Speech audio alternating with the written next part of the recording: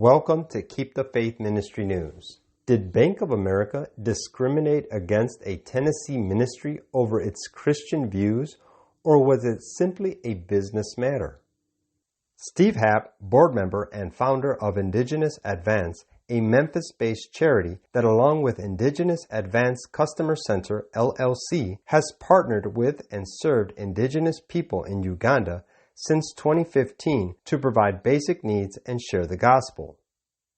Despite holding deposit and credit card accounts with Bank of America since its inception, Indigenous Advance received a series of letters in April in which the bank announced it was closing the group's accounts within 30 days.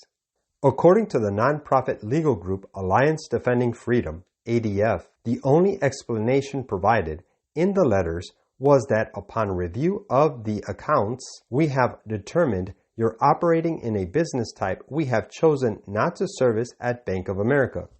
The group's deposit account had over $270,000 according to ADF. A partner entity, Indigenous Advance Customer Center, LLC, and a church operating at the group's address, Servants of Christ Community, DBA, University House of Prayer, UHOP, received similar letters closing their accounts. Happ said after experiencing shock and confusion upon receiving one of the letters that referenced Indigenous Advance's business type, he reached out multiple times to Bank of America. Quote, "I asked them, what type of business do you think we are? And they wouldn't answer me," he told the Christian Post via phone Wednesday. "They said, 'I'm sorry, we cannot give you that information.'" Far from being simply an inconvenience, Happ said Bank of America's actions significantly disrupted the group's outreach and impact. Quote, "When they closed the accounts, it meant that people who are dependent on us couldn't eat," he said. "To us, it's not that big of a deal if your paycheck is delayed for a day or two. But for Ugandans, they live day to day trying to find where they're going to find their next meal." Happ said due to the bank's actions, Indigenous Advance couldn't pay its employees or provide their ministry partners with donations until Happ returned to the States to sort out the issue.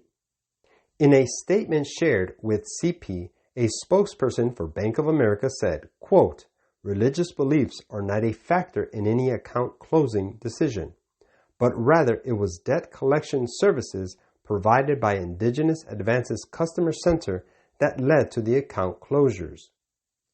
After a complaint was filed with the Tennessee Attorney General's office, it's still unclear whether the state will open an investigation. But regardless of the outcome, ADF Senior Counsel and Senior Vice President for Corporate Engagement, Jeremy Tedesco, said Bank of America and other large banks are leveraging their own risk tolerance policies in order to box out disfavored but legal business operations.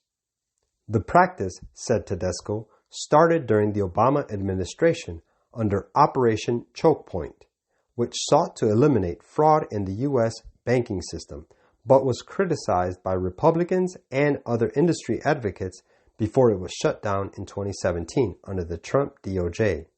Tedesco said Operation Choke Point used reputational risk as a tool to get the federal regulators to push banks to push certain industries out of banking privileges and access to services. And many have opened the door to further debank Christians, conservatives, and other aligned groups which hold certain views the progressive left doesn't like. Quote, "So now it's reputationally risky to serve Christian or other organizations that the left disagrees with," he added. Quote, "And he causeth all, both small and great, rich and poor, free and bond, to receive a mark in their right hand or in their foreheads, and that no man might buy or sell, save he that had the mark or the name of the beast or the number of his name." Revelation 13, 16, and 17. This is Keep the Faith Ministry News. Thank you for watching.